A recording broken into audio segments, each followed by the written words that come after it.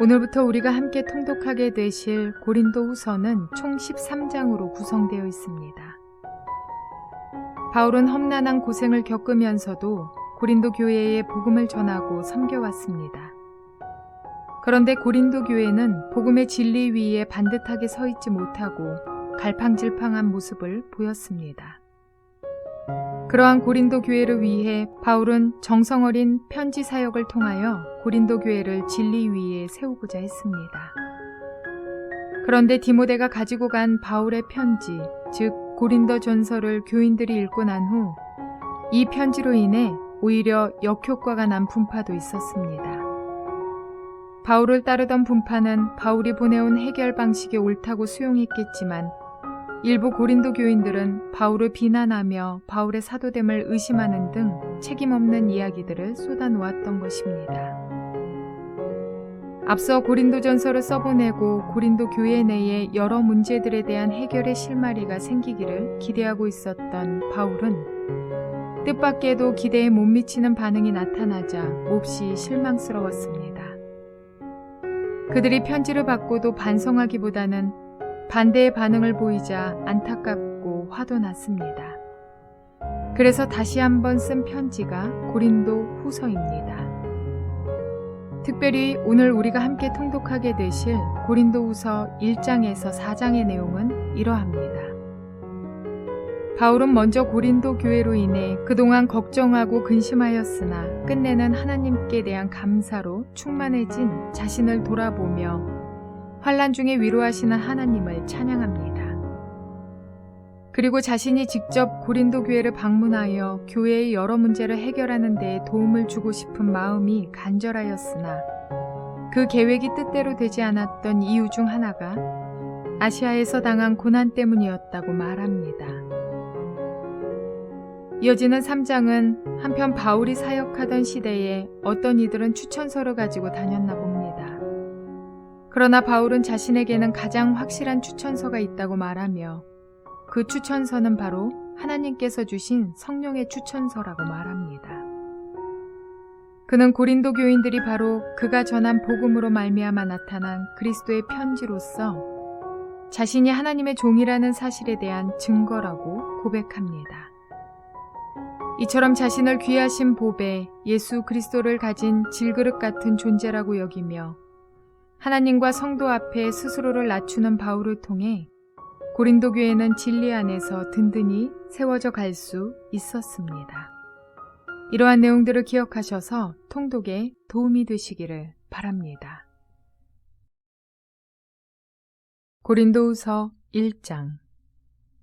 하나님의 뜻으로 그리스도 예수의 사도가 된 나 바울과 형제 디모데가 고린도에 있는 하나님의 교회와 온 아가야에 있는 모든 성도에게 이 편지를 씁니다.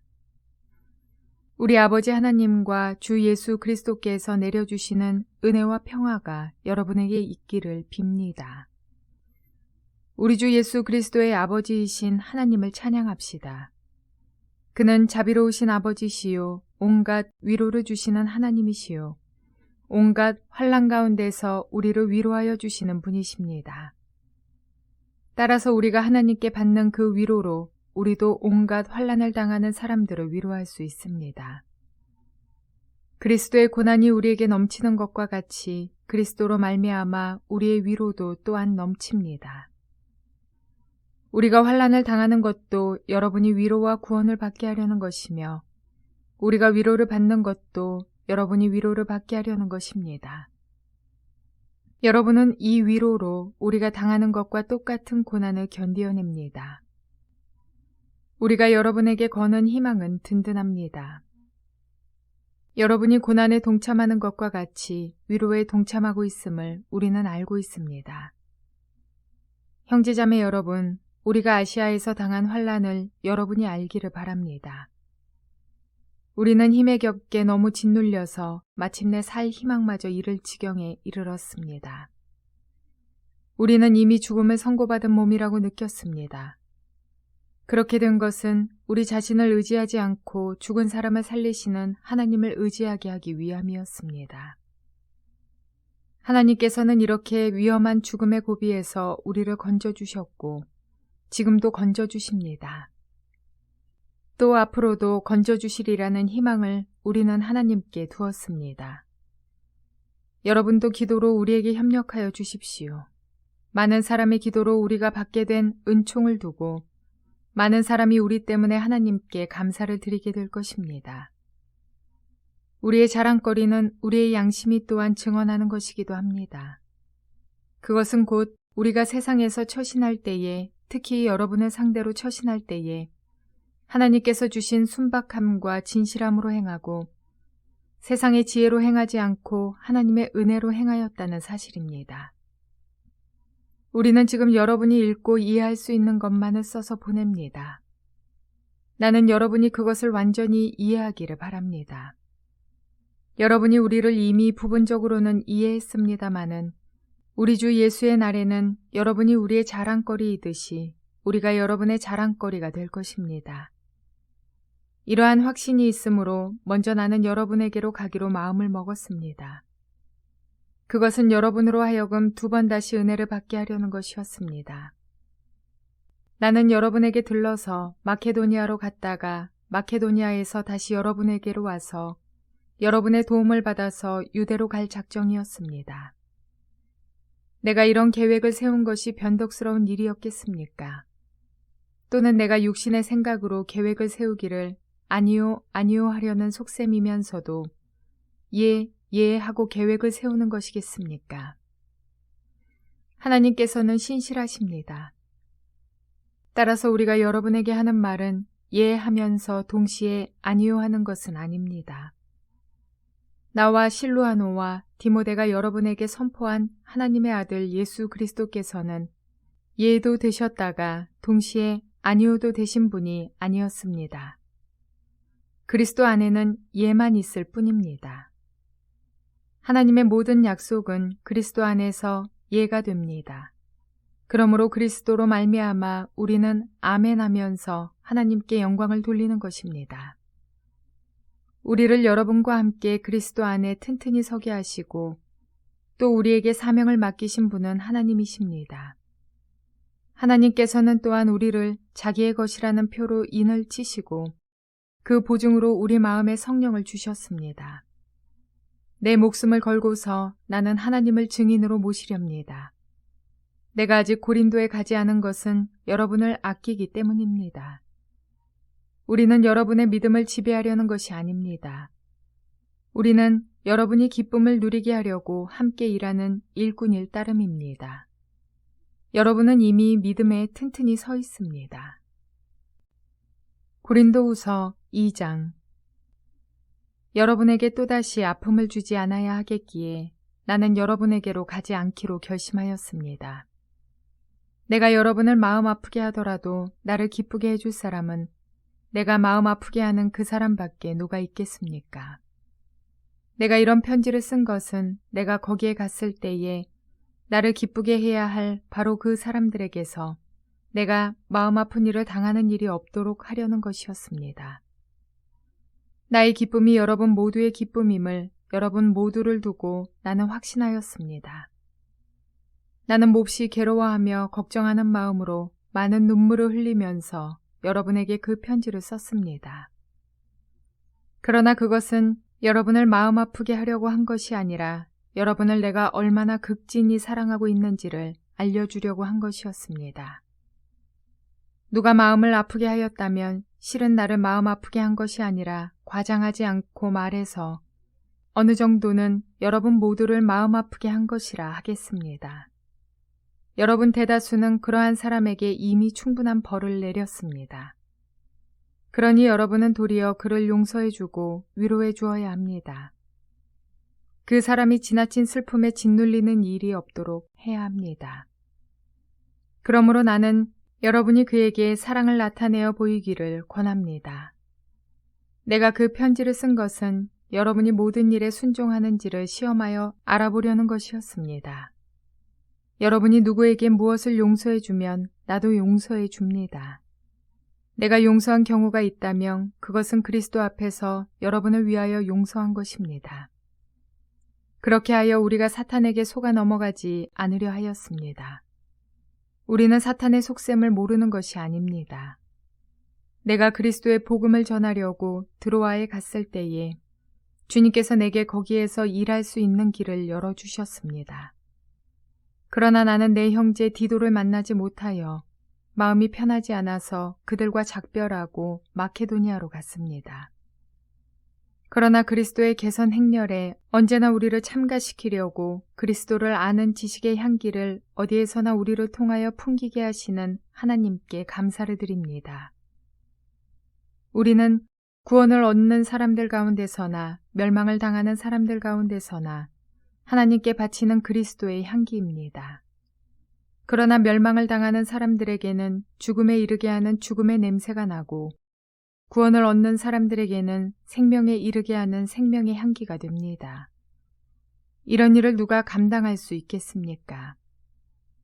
우리는 저 많은 사람들처럼 하나님의 말씀을 팔아서 먹고 살아가는 장사꾼이 아닙니다.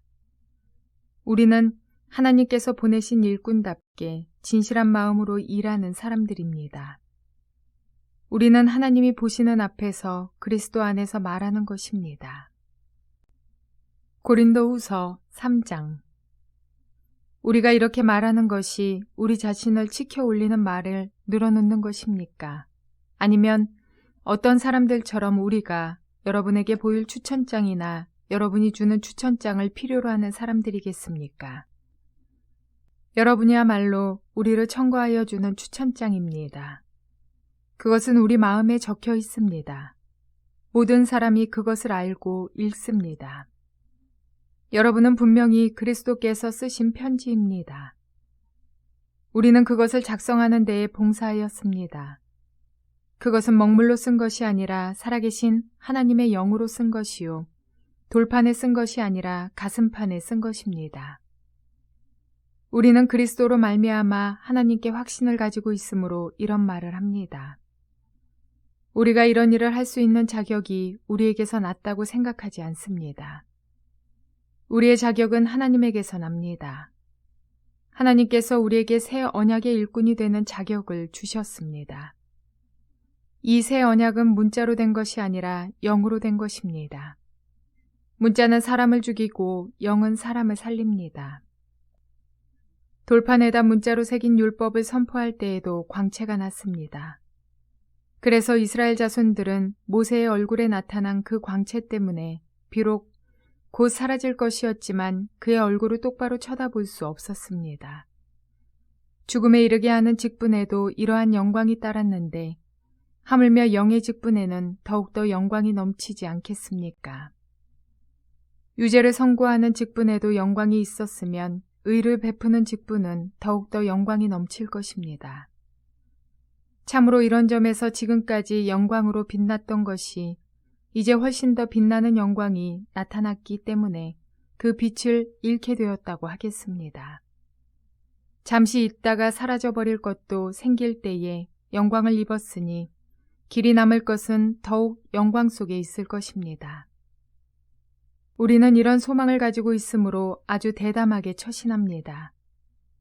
모세는 이스라엘 자손이 자기 얼굴의 광채가 사라져가는 것을 보지 못하게 하려고 그 얼굴에 너울을 썼지만 그와 같은 일은 우리는 하지 않습니다. 그런데 이스라엘 백성의 생각은 완고해졌습니다. 그리하여 오늘날에 이르기까지도 그들은 옛 언약의 책을 읽을 때에 바로 그 너울을 벗지 못하고 있습니다. 그 너울은 그리스도 안에서 제거되기 때문입니다. 오늘날까지도 그들은 모세의 글을 읽을 때에 그 마음의 너울이 덮여 있습니다. 그러나 사람이 주님께로 돌아서면 그 너울은 벗겨집니다. 주님은 영이십니다. 주님의 영이 계신 곳에는 자유가 있습니다. 우리는 모두 너울을 벗어버리고 주님의 영광을 바라봅니다. 이렇게 해서 우리는 주님과 같은 모습으로 변화하여 점점 더 큰 영광에 이르게 됩니다. 이것은 영이신 주님께서 하시는 일입니다. 고린도후서 4장. 그러므로 우리는 하나님의 자비를 힘입어서 이 직분을 맡고 있으니 낙심하지 않습니다. 우리는 부끄러워서 드러내지 못할 일들을 배격하였습니다. 우리는 강교하게 행하지도 않고 하나님의 말씀을 왜곡하지도 않습니다. 우리는 진리를 환히 드러냄으로써 하나님 앞에서 모든 사람의 양심에 우리 자신을 떳떳하게 내세웁니다. 우리의 복음이 가려 있다면 그것은 멸망하는 자들에게 가려 있는 것입니다. 그들의 경우를 두고 말하면 이 세상의 신이 믿지 않는 자들의 마음을 어둡게 하여서 하나님의 형상이신 그리스도의 영광을 선포하는 복음의 빛을 보지 못하게 한 것입니다. 우리는 우리 자신을 전하는 것이 아니라 예수 그리스도를 주님으로 선포합니다. 우리는 예수로 말미암아 우리 자신을 여러분의 종으로 내세웁니다. 어둠 속에 빛이 비춰라 하고 말씀하신 하나님께서 우리의 마음속에 비추셔서 예수 그리스도의 얼굴에 나타난 하나님의 영광을 아는 지식의 빛을 우리에게 주셨습니다. 우리는 이 보물을 질그릇에 간직하고 있습니다. 이 엄청난 능력은 하나님에게서 나는 것이지 우리에게서 나는 것이 아닙니다. 우리는 사방으로 죄어들어도 움츠려들지 않으며 답답한 일을 당해도 낙심하지 않으며 박해를 당해도 버림받지 않으며 거꾸로뜨림을 당해도 망하지 않습니다. 우리는 언제나 예수의 죽임당하심을 우리 몸에 짊어지고 다닙니다. 그것은 예수의 생명도 또한 우리 몸에 나타나게 하기 위함입니다. 우리는 살아있으나 예수로 말미암아 늘 몸을 죽음에 내어 맡깁니다. 그것은 예수의 생명도 또한 우리의 죽을 육신에 나타나게 하기 위함입니다. 그리하여 죽음은 우리에게서 작용하고 생명은 여러분에게서 작용합니다. 성경에 기록하기를 나는 믿었다. 그러므로 나는 말하였다. 하였습니다. 우리는 그와 똑같은 믿음의 영을 가지고 있으므로 우리도 믿으며 그러므로 말합니다. 주 예수를 살리신 분이 예수와 함께 우리도 살리시고 여러분과 함께 세워주시리라는 것을 우리는 알고 있습니다. 이 모든 일은 다 여러분을 위한 것입니다. 그리하여 하나님의 은혜가 점점 더 많은 사람에게 퍼져서 감사하는 마음이 넘치게 하고 하나님께 영광을 돌리게 하려는 것입니다. 그러므로 우리는 낙심하지 않습니다. 우리의 겉사람은 낡아가나 우리의 속사람은 날로 세워집니다. 지금 우리가 겪는 일시적인 가벼운 고난은 비교할 수 없을 정도로 영원하고 크나큰 영광을 우리에게 이루어 줍니다. 우리는 보이는 것을 바라보는 것이 아니라 보이지 않는 것을 바라봅니다. 보이는 것은 잠깐이지만 보이지 않는 것은 영원하기 때문입니다. 교회도 세상처럼 라이센스가 중요한 시대가 되었습니다. 그래서 어떤 이들은 목회자가 어느 학교 출신인지, 신학은 몇 년이나 공부했는지, 유학은 다녀왔는지, 이러한 스펙이 자랑이 되고 사역의 증거라도 되는 것처럼 그렇게 여기는 때가 되었으며 성도들끼리의 자랑이 되기도 합니다. 목회자들 사이에서도 똑같습니다. 어느 학교 출신인지, 어느 교단 소속인지가 매우 중요한 시대 말입니다. 이는 오늘날의 문제만은 아닌 듯 싶습니다. 고린도 교회 내에서도 비슷한 문제가 벌어졌습니다. 고린도 교회 내에서 바울의 사도권 문제가 자꾸 거론되자 바울은 단도직입적으로 이렇게 말합니다.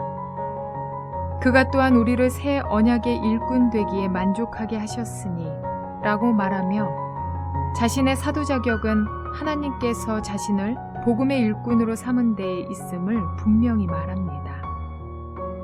그리고 자신이 복음을 전한 고린도 교회가 자신의 추천장이나 다름없다고 말합니다. 오늘날 바울과 같이 세상에 추천장 없이 당당히 말할 수 있는 사역자들이 얼마나 있을까요? 또 이를 인정해주는 교회는 얼마나 있을까요? 추천장에는 추천하는 사람의 인격과 명예가 담겨 있습니다. 그렇다면 바울은 하나님이 써주신 추천장, 즉 하나님의 권위를 부여받아 복음을 전하고 있는 셈이니 사람이 쓴 추천장과 비교할 바가 아닙니다. 바울에게는 하나님이 전부였고 하나님 한 분이면 만족이었습니다. 이것은 바울에게만이 아니라 고린도 교인들에게도 그대로 적용되어야 할 신앙의 원칙이었습니다. 우리 역시 하나님의 추천장을 받은 사람들로서 복음을 위한 일꾼이 되어야 할 것입니다. 사역자들 뿐이 아닙니다. 교회 안에서 섬기는 자리에 있는 성도의 가방끈은 얼마나 길고 짧은지, 그리고 직업은 무엇인지를 불평과 질투를 섞어 판단과 정죄를 하기 일쑤입니다. 하나님을 믿으며 주님의 주권을 인정한다면 우리는 세워진 다른 이들을 인정하지 않을 수 없다는 사실을 기억하시기 바랍니다. 바울에게 고린도 교회가 증거였던 것과 같이 그리스도인들을 통해서 전달되는 그리스도의 향기는 세상 사람들에게 생명을 주고 구원에 이르게 하는 통로임을 기억하시며 오늘도 차별과 분별을 구분하는 복된 날이 되시기를 주님의 이름으로 축원을 드립니다.